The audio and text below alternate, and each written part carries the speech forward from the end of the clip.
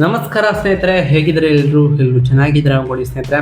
ಎಲ್ರಿಗೂ media update ಚಾನಲಿನ ಮತ್ತೊಂದು ವಿಡಿಯೋಗೆ ತಮಗೆಲ್ರಿಗೂ ಸ್ವಾಗತ ಸುಸ್ವಾಗತ. ಸ್ನೇಹಿತರೆ, ಈ 2026ರ ಈ ಒಂದು ವರ್ಷದಲ್ಲಿ ವೃಶ್ಚಿಕ ರಾಶಿಯವರಿಗೆ ಈ ಏಪ್ರಿಲ್ 8ರ ನಂತರ ಏನೆಲ್ಲ ಅದೃಷ್ಟ ಒಲಿಯಲಿದೆ, ಈ ಏಪ್ರಿಲ್ ತಿಂಗಳಿನಲ್ಲಿ ಉಂಟಾಗ್ತಿರುವಂತಹ ಗ್ರಹ ಸಂಚಾರವು ಈ ವೃಶ್ಚಿಕ ರಾಶಿಯವರ ಜೀವನದ ಮೇಲೆ ಏನೆಲ್ಲ ಪರಿಣಾಮವನ್ನು ಬೀರಲಿದೆ, ಅದರಲ್ಲೂ ಈ ತಿಂಗಳು ಉಂಟಾಗ್ತಿರುವಂತಹ ಗ್ರಹ ಸಂಚಾರವು ನಿಮ್ಮ ಜೀವನದ ವಿವಿಧ ಅಂಶಗಳಾದಂತಹ ವೃತ್ತಿಯಾಗಿರ್ಬೋದು, ವೈವಾಹಿಕ ಜೀವನ ಇರ್ಬೋದು, ಆರ್ಥಿಕ ಸ್ಥಿತಿ ಇರ್ಬೋದು, ಹಣಕಾಸಿನ ವಿಚಾರದಲ್ಲಿರ್ಬೋದು, ಹಾಗೆಯೇ ನಿಮ್ಮ ವ್ಯವಹಾರ ಮತ್ತು ಶಿಕ್ಷಣದ ವಿಚಾರದಲ್ಲಿ ಏನೆಲ್ಲ ಬದಲಾವಣೆಗಳನ್ನು ತರಲಿದೆ, ಯಾವುದರಲ್ಲಿ ಶುಭ ಹೋಗಲಿದೆ, ಯಾವುದರಲ್ಲಿ ಬಹಳ ಎಚ್ಚರಿಕೆಯನ್ನು ವಹಿಸಬೇಕು ಈ ರಾಶಿಯವರು. ಪ್ರಮುಖವಾಗಿ ಈ ವೃಶ್ಚಿಕ ರಾಶಿಯವರಿಗೆ ಈ ತಿಂಗಳಿನಲ್ಲಿ ಏನೆಲ್ಲ ಬದಲಾವಣೆಗಳು ಆಗಲಿದೆ, ಹಾಗೆ ಈ ಮಾರ್ಚ್ 8ರ ನಂತರ ಏನೆಲ್ಲ ಅದೃಷ್ಟಗಳನ್ನು ಕಂಡಿದ್ದೀರಿ ಎಂಬುದರ ಸಂಪೂರ್ಣ ಮಾಹಿತಿಯನ್ನು ಇದೇ ವಿಡಿಯೋದಲ್ಲಿ ತಿಳಿಸ್ಕೊಟ್ಟು ಹೋಗ್ತಾನೆ. ಅದರಿಂದ ವಿಡಿಯೋನ ಸ್ಕಿಪ್ ಮಾಡದೆ ಇಲ್ಲಿಂದ ಕೊನೆ ತನಕ ನೋಡ್ತಾ ಬನ್ನಿ.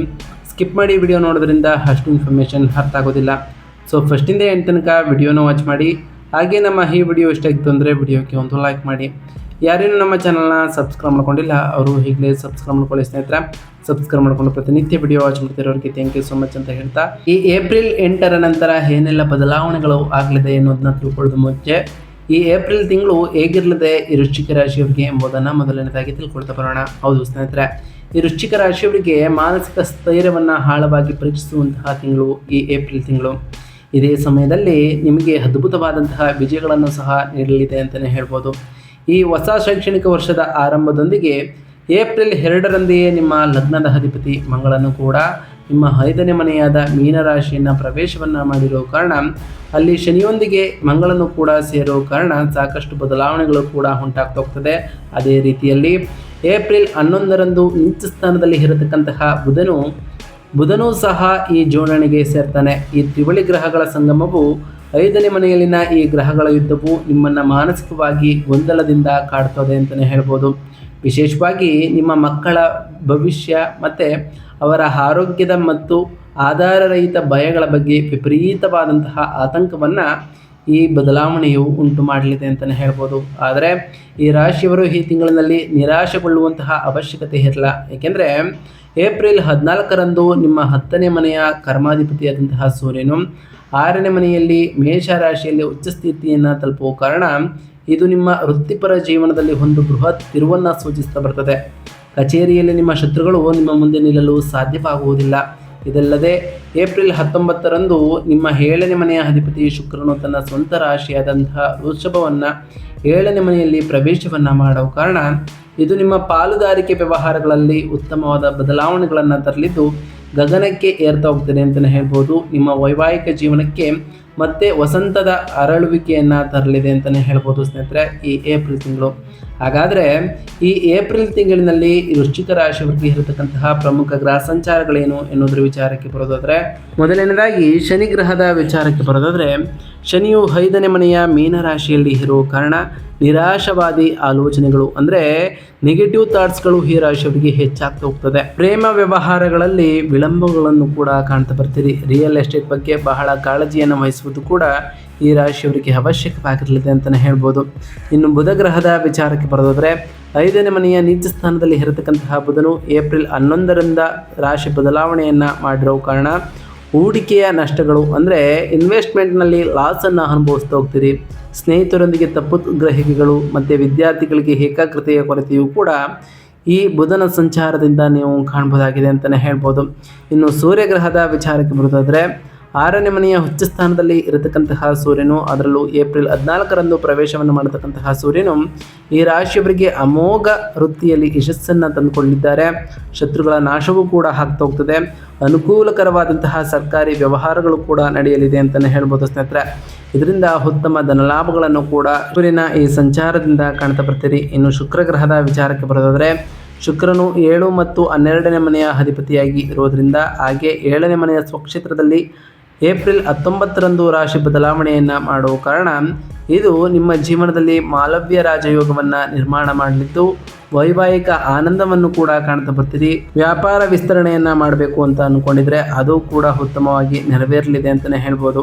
ಅದರಲ್ಲೂ ಈ ರಾಶಿಯವರಿಗೆ ವಿದೇಶಿ ಪ್ರಯಾಣ ಮಾಡುವಂತಹ ಅವಕಾಶಗಳು ಕೂಡ ಕೂಡಿ ಬರಲಿದೆ.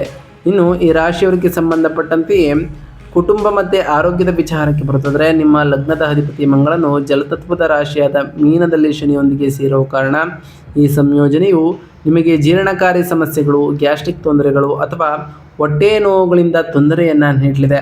ಮಾನಸಿಕ ಶಾಂತಿಯ ಕೊರತೆಯೂ ಕೂಡ ಈ ರಾಶಿಯವರಿಗೆ ಇರಲಿದ್ದು, ಸಣ್ಣ ಪುಟ್ಟ ವಿಷಯಗಳಿಗೆ ನೀವು ಹಠಾತ್ ಕೋಪ ಮತ್ತು ಕಿರಿಕಿರಿಯನ್ನು ಅನುಭವಿಸುವುದು ತಪ್ಪಿಸಬೇಕಾಗಿರಲಿದೆ ಅಂತಲೇ ಹೇಳ್ಬೋದು. ಇದರಿಂದ ಸಾಕಷ್ಟು ಬದಲಾವಣೆಗಳನ್ನು ನಿಮ್ಮ ಜೀವನದಲ್ಲಿ ಕಾಣ್ತಾ ಬರ್ತೀರಿ. ಇನ್ನು ಏಪ್ರಿಲ್ 14ರ ನಂತರ ಸೂರ್ಯನು ಉಚ್ಚ ಸ್ಥಿತಿಯಲ್ಲಿ ನಿಮ್ಮ ರೋಗ ನಿರೋಧಕ ಶಕ್ತಿಯನ್ನು ಬಹಳಷ್ಟು ಹೆಚ್ಚಿಸುವ ಕಾರಣ ದೀರ್ಘಕಾಲದ ಕಾಯಿಲೆಗಳಿಂದ ಪರಿಹಾರವನ್ನು ಕೂಡ ಕಾಣ್ತಾ ಬರ್ತೀರಿ.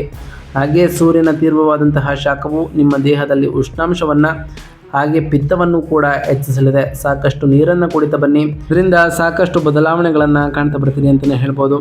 ಹಾಗೆ ಈ ರಾಶಿಯವರ ಕುಟುಂಬ ಮತ್ತು ವೈಯಕ್ತಿಕ ಸಂಬಂಧಗಳ ವಿಚಾರಕ್ಕೆ ಬರೋದಾದರೆ, ಕೌಟುಂಬಿಕ ಜೀವನದಲ್ಲಿ ನಿಮ್ಮ ಪ್ರಾಥಮಿಕ ಆಲೋಚನೆಗಳು ಅಂದರೆ ಥಾಟ್ಸ್ಗಳು ನಿಮ್ಮ ಮಕ್ಕಳ ಸುತ್ತು ಹಾಗೆ ಈ ತಿಂಗಳು ಕಾಣ್ತಾ ಬರ್ತೀರಿ.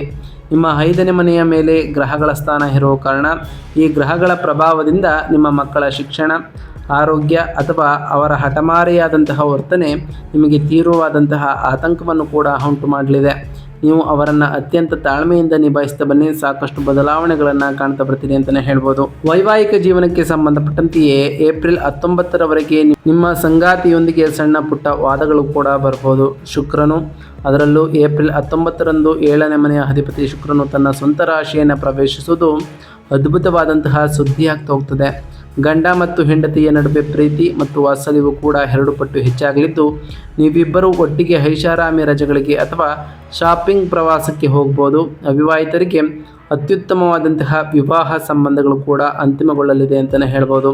ಇದರಿಂದ ಸಾಕಷ್ಟು ಬದಲಾವಣೆಗಳನ್ನು ಕಾಣ್ತಾ ಬರ್ತೀರಿ ಅಂತಲೇ ಹೇಳ್ಬೋದು ಸ್ನೇಹಿತರೆ.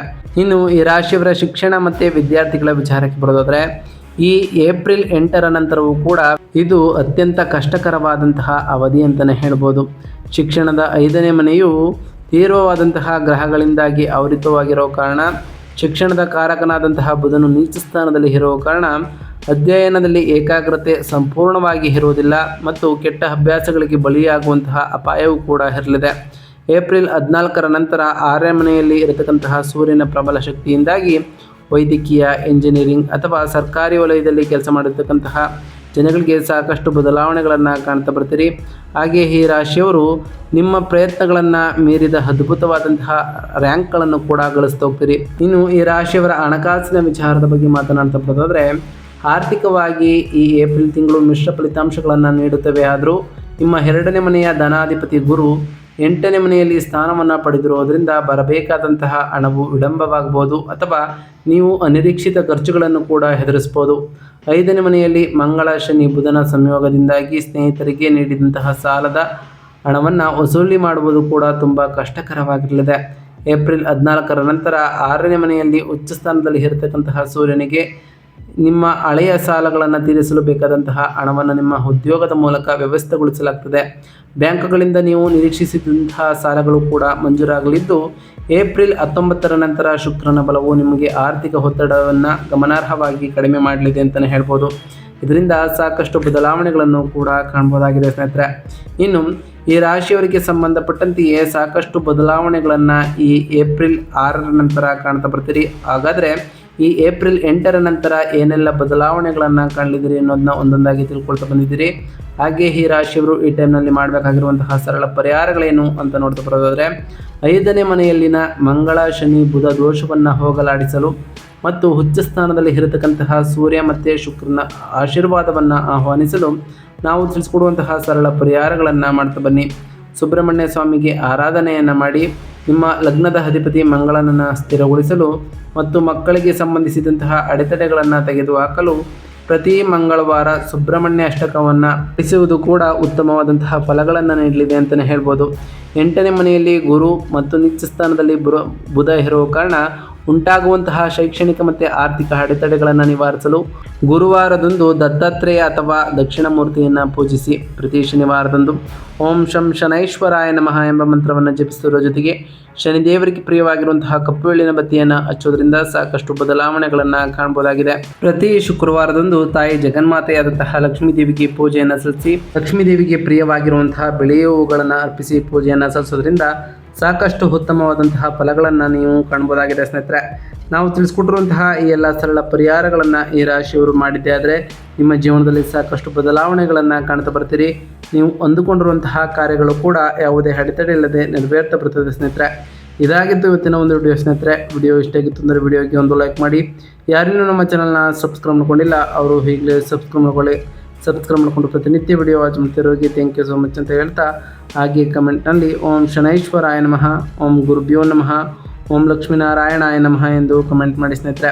ಆ ಶನಿದೇವರು, ಮಂಗಳದೇವ, ಗುರುದೇವ, ಲಕ್ಷ್ಮೀನಾರಾಯಣ ನಿಮಗೆ ಆಯುಷ್ಯ ಆರೋಗ್ಯ ಸಮೃದ್ಧಿಗಳನ್ನು ಕೊಟ್ಟು ಕಾಪಾಡಲಿ ಅಂತ ಆ ದೇವರಲ್ಲಿ ಕೇಳ್ಕೊಳ್ತಾ ಇವತ್ತಿನ ಒಂದು ವಿಡಿಯೋನ ಮುಗಿಸ್ತಿದ್ದೀನಿ ಸ್ನೇಹಿತರೆ.